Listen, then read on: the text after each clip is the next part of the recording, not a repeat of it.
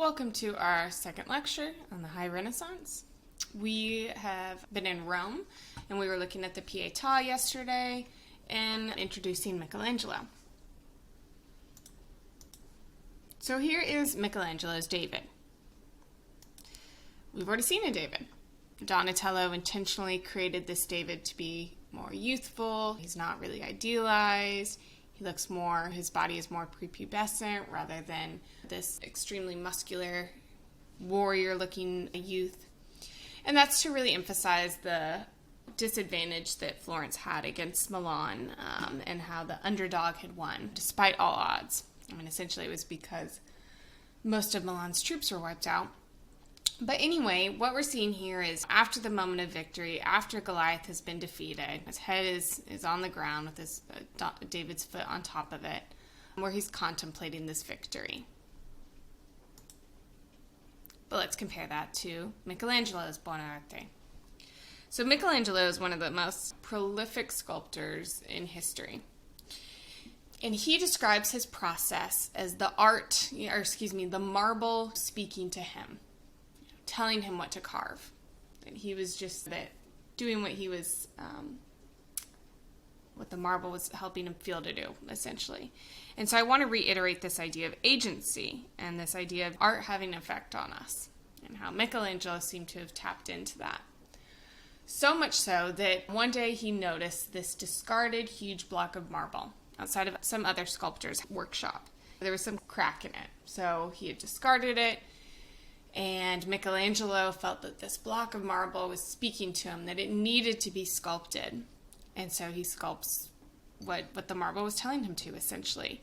So our David was made out of this discarded marble, pretty much from a dumpster. Again, one of his most famous artworks. But let's compare. So I want you to take a moment and consider where in the story we're seeing this David versus Donatello's David.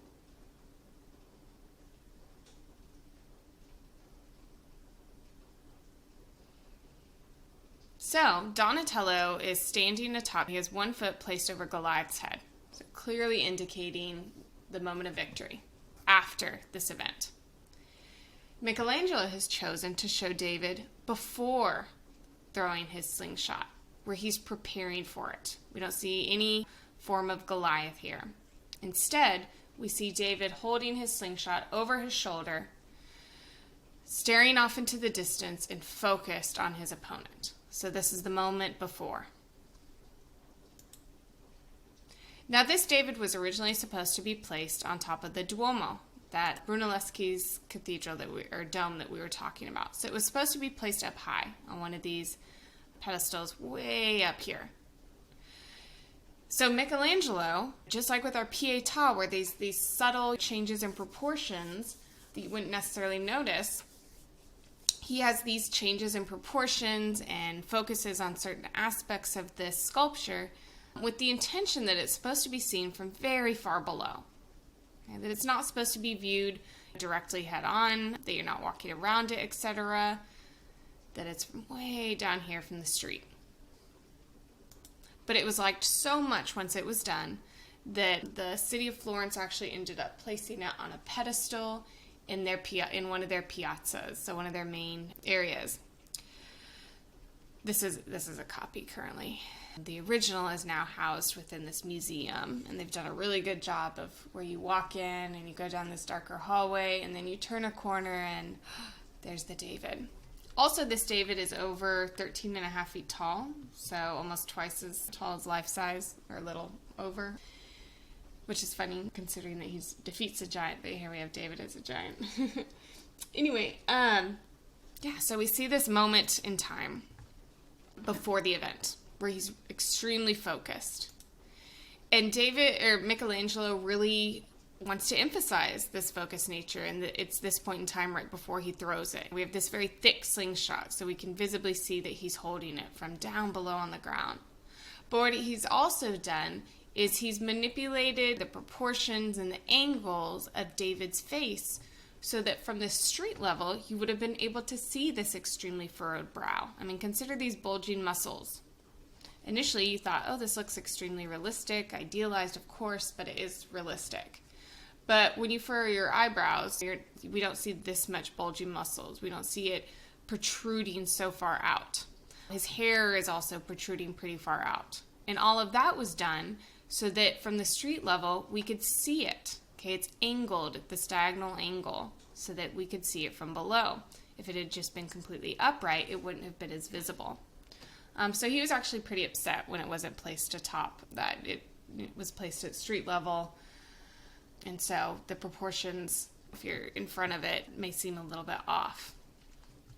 So we have to consider that this wasn't where it was originally supposed to be placed. And so he's looking at his opponent. He's considering and really focused on what he's supposed to do. So this Greek face. This is also why his eyes are extremely outlined. Again, why his eyebrows really come above the eye or protrude outward from the eyes. So it's this very subtle, these changes that aren't necessarily realistic, but he does such a good job that it's hard for us to tell unless you point it out. And look at the details of the body that he's done here. I mean, we even have this vein in the neck, okay, of how he creates this extremely realistic looking body out of stone. This is some wear and tear perhaps from when it was originally placed outside, exposed to the elements. The bulging tendons and veins in his hands, etc. And he's in our contrapposto pose. And it looks extremely balanced. His weight has shifted into his right leg. His left leg is a little more relaxed to accommodate that shift. Your hips will tilt, your shoulders will tilt. The spine will become more curved in the lower back, etc. And so like we were talking about with Leonardo da Vinci, Michelangelo has also spent a significant amount of time observing the human body. He's looking at cadavers as well. It was illegal at this point to even study the human body to an extent to where he was bribing like morgue workers to be able to go in and study these cadavers. Again, because he really wants to know the details of the human body. And we see that here, where he's showing off. I mean, he is very familiar with the muscular system of the human body, the tendons, etc.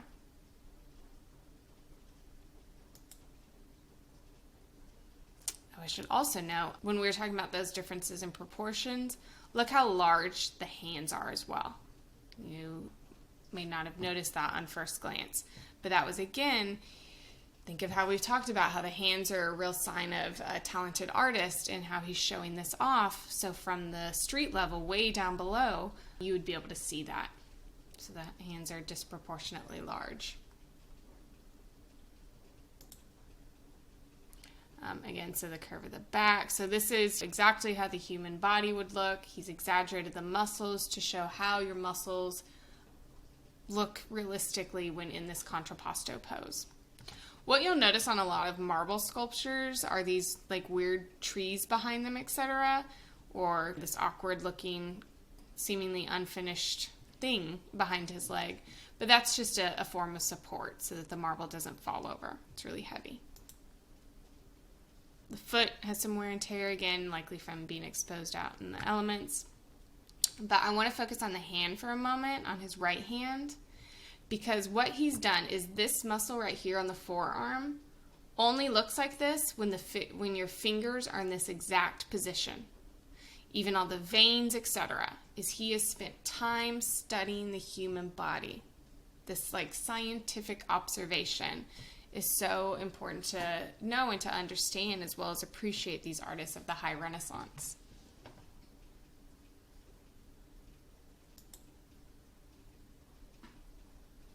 And that is our Donatello.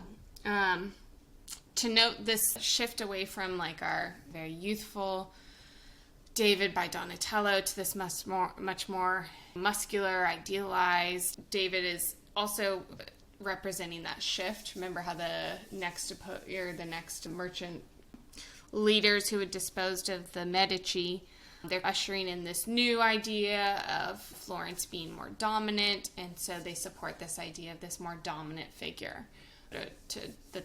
against the Medici, if you will.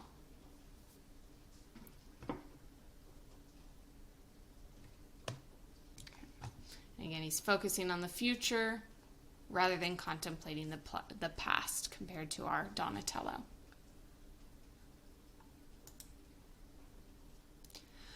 Okay, so you watched a video over the Sistine Chapel. Our ceiling is done by Michelangelo, representing scenes from the Old Testament. This wall back here behind the altar is our Last Judgment, which we'll get to. I want to introduce a term called trompe-l'oeil. This is an optical illusion. It appears in buildings all over the world. And what it's showing is, so you see these details that look like they're part of the architecture here, these triangular areas. Those are actually painted on, okay? As well as all of these dividing pillars, etc. They're all painted on.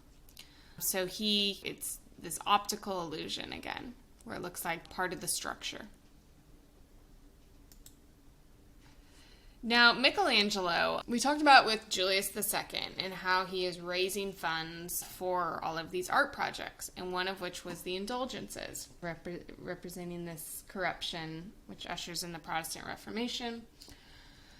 But he also is practicing threatening others with excommunication. And unfortunately, Michelangelo is one of those, where he did not want to do this, because Michelangelo, what's his favored medium? He is a sculptor. He saw himself as a sculptor, not as a painter. Yes, he's incredibly talented, but that is not who he is. He's a sculptor. Unfortunately, Pope Julius II threatened him with being excommunicated, so not allowed into heaven if he wouldn't paint the Sistine Chapel. So he was forced to. And this was an extremely arduous and difficult project. They had to create these scaffolding. Michelangelo wrote letters to this nun. They were good friends. For the most part, Michelangelo was very antisocial, but he was friends with this nun, and we have the letters, and where he describes just how difficult and painful this process was, that he even developed this huge bulge in his neck because it was tilted back so often. He was looking up at the ceiling. So it was really physically demanding. Some of the toxins of the paint were dripping on his face all the time and breathing it in. He spent years up here and then years on the back wall doing what he didn't want to do, essentially. And so it was a really difficult process for him.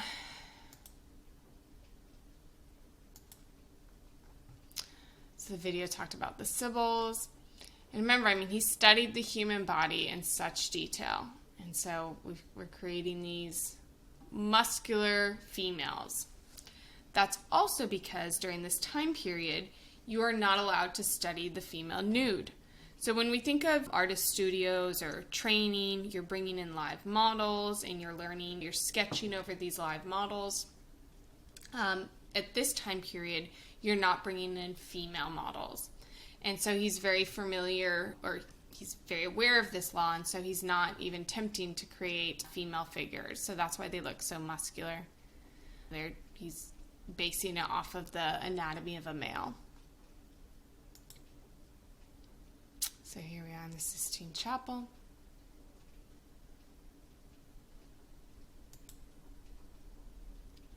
Now in the 1980s, there was this major cleaning project, and you can see the difference where here we have the Adam and God, where it's all dirty. This is years of smoke from the candles, etc., years of use.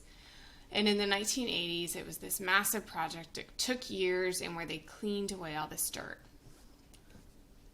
to see the bright original painting of Michelangelo. My mom had actually gone to the Sistine Chapel in the 70s, and she saw it when it was dirty. And then we went when I was in high school and it was clean, and she just could not believe the difference in colors and how bright it was. But interestingly enough, unfortunately, this is a time period where the Catholic Church was struggling with money in the 80s. And so they agreed with this Chinese company, or not Chinese company, with the country of China, because it's a communist nation, that China would fund this project if they had all rights to the photography. So you can imagine the amount of money that, unfortunately, the Vatican has now lost because of this agreement. But anyway, so just a little side fact. Let's talk about this Adam and God just briefly, and how recently people have pointed out how God, the surrounding cloth around him, etc., and even the positions of angels actually represent the human brain.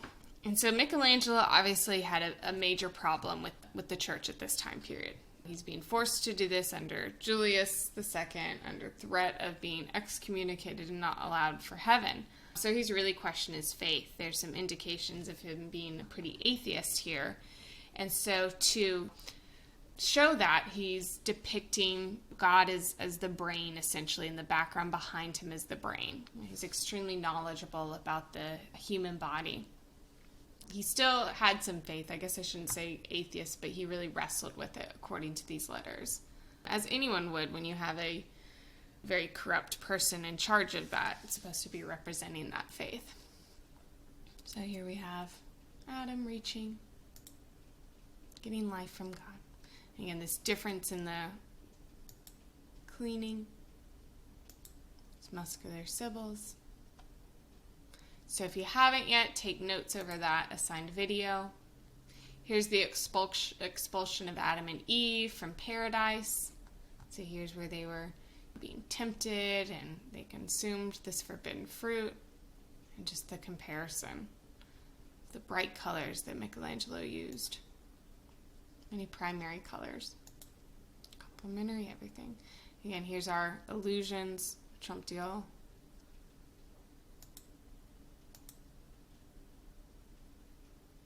Okay, and we'll talk about the Last Judgment because that comes later. And we have aspects of another style.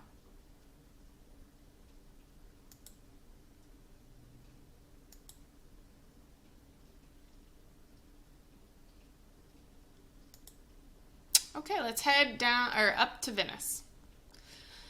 So, the Venice and Venetian art and style, just like how we talked about with Northern Europe and how they have different priorities and their art looks different because they're removed geographically. Same thing with Venice and Venetian art. They're up here, support essentially this little island built on the water. And when you think of Venice and the Venetian art style, I want you to think light, color, sensual, this ambiguous meaning or themes, and pastoral landscapes. So those are some of our key elements to understand this. So Giovanni Bellini, he's the creator of this original style. And essentially he's the first artist to bring oil paint in Italy. We're going to see some Byzantine influence, some medieval influence with luminous colors. They add these glazes. There's these lines used by the Florentines and Romans, but more of this atmospheric ambience, these softer brush strokes focusing on the use of light. Now, their preferred subject matter is extremely different. Yes, they're in Italy, but they are far from the papal states to where they're focusing more on the mythological, erotic, or mysterious, enigmatic themes. So we don't really see Christian themes here. We're going to see some extremely different themes. And it engaged the viewer more than other styles. The bodies are very sensuous. The Florentines see religious as heroic accomplishments. Think of Michelangelo's David. Versus the Venetians see saints with human touch, like they're focusing on human aspects. We have this beauty of the natural world, and we're going to see more oil on canvas rather than on wood. So again, think light, color, sensual, ambiguous meaning or themes, and pastoral landscapes. So here's Giorgione Bellini. He brought in oil paint, and here we have this pastoral landscape. The focus is on this calm landscape. We have our foreground, middle ground, background, and we have this female figure that mimics the curves of the landscape. And how do we show female nude? Oh, we're calling her a goddess. Sleeping Venus. She's outside, she's taking off her clothes, little nap. Still a sense of modesty by covering herself up. Actually, it's just drawing your attention to it. But anyway, so he ushers in this new medium, which helps to create this new art style, this pastoral landscape. And notice the much softer brush strokes. It's not as crisp. And so here is Titian. So Titian is our most famous artist of Venice, one of our key figures of the Renaissance era. And here's our Venus of Urbino, oil on canvas. Now, this was well, there are some arguments about it, but essentially the common theme, or the common idea, is that the Duke of Urbino gave this as a gift to his wife, to his young little wife that he's marrying. And consider that symbolism, where it symbolizes her marital obligations. What do we have here? Oh, that dog, symbolizing fidelity. She's supposed to stay loyal to him. She's holding these roses. Think of love. We already saw Venus, so there's that association with love, and it's hard but beautiful, where she's supposed to love him. And the maid over here with this young girl. They're her servants pulling out these gorgeous dresses from likely a trunk that she brought as part of her marriage dowry. But this idea of a more youthful girl with an older servant is supposed to, or at least many art historians argue, it reinforces the ideas of motherhood, her role. Now notice how, of course this is a female nude. The body is very sensuous, and what's she doing that we haven't really seen before? She's gazing at the viewer. So this was apparently placed within their bedroom, and where he had it behind a curtain, so it was covered up, and he wasn't out necessarily for public use, so this idea of her looking at the viewer, looking at him, shows that it was more a painting for him. But it engages the viewer. You wouldn't have seen this, of course, in Rome or elsewhere, right? Notice how he was influenced by Giorgione. And we have this, essentially the only classical element is this column back here, which is a Doric column. Everything else is really contemporary. We have these reds that pull you in, this bright color, and this new term, chiaroscuro, and that's this extreme contrast between light and dark, okay? It's extreme. It's like light and dark, highlighting and shadow taking to the maximum. Where her body is highlighted, the focus is on her. She's atop these white sheets, these white pillows, versus this dark green, almost black velvet curtain behind her that separates the bed from the rest of the bedroom. That's chiaroscuro. So here we have our Venus of Urbino. This is an important artwork. It influences many artworks through the centuries. We'll see other artists play off of this specific one with our Venus of Urbino.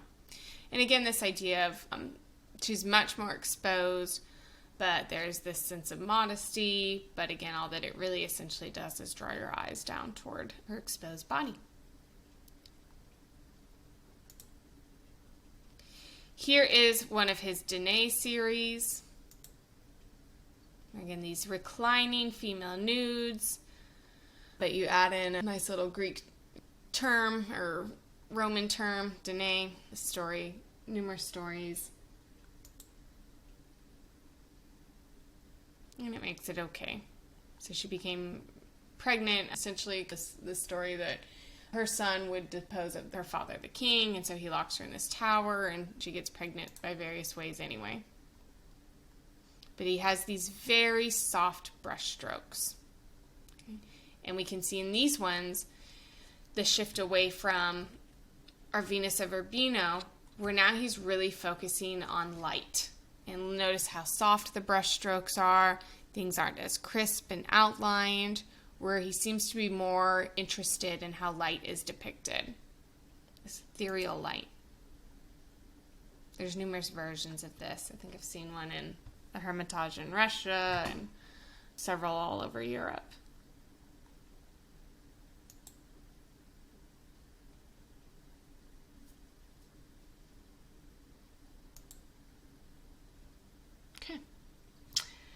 Now let's talk about another style, Mannerism. So Italian Mannerism, it's inspired by the paintings and sculptures of Michelangelo. Consider how with his Sistine Chapel, the bodies are extremely exaggerated. And what we see here is the beginning of these modern art, I shouldn't say modern yet, but of how art movements within Europe react against previous artworks or previous art styles. So what I mean by that is that Mannerism is reacting against the perfection and rules of the High Renaissance. They don't want the orderly. They don't want the realistic priorities of the Italian Renaissance. So they're going to reject that.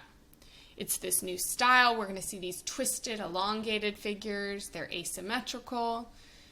They're deliberately unbalanced. There's this ambiguous space rather than our nice linear perspective. They're going to use extremely expressive hand gestures. We don't have a clear focal point. The palette's often described as really acidic rather than complementary.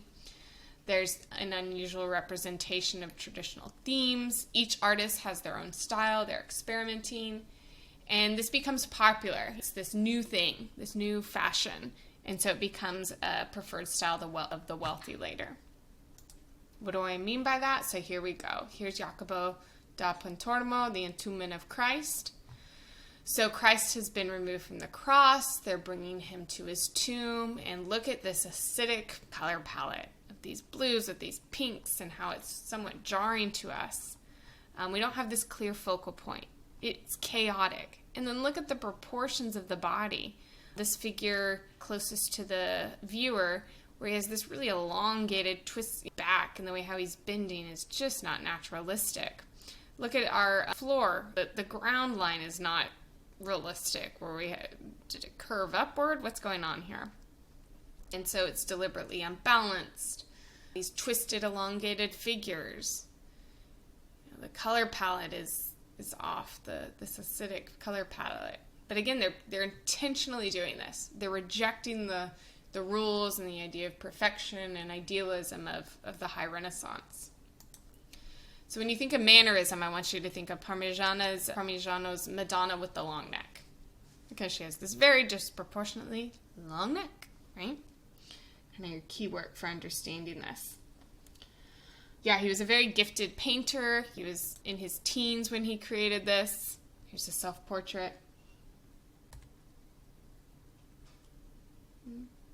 And here we have this elongated figure. Consider the length of her torso is so disproportionate. And then look at the length of this baby Jesus.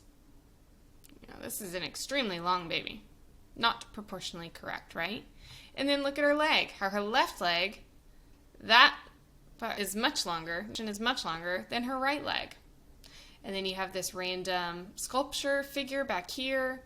The sense of space is off. But again, all of this is intentional. They're explicitly rejecting this other popular style of the High Renaissance. Okay. Consider this figure here and this elongated leg. Also a little bit risque. We don't have this clear, we have this ambiguous setting. So all the characteristics of Mannerism are seen here.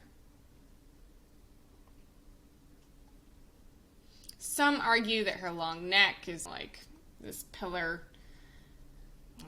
back here, supporting the Church of God. I don't know, that seems like a stretch. But there's also this sense of outlining. He's drawing your attention to, look at this hand. Other artists have shown off their skills and created realistic hands. But look at these long fingers. So again, this explicit rejection of what our High Renaissance and early Renaissance artists prioritized.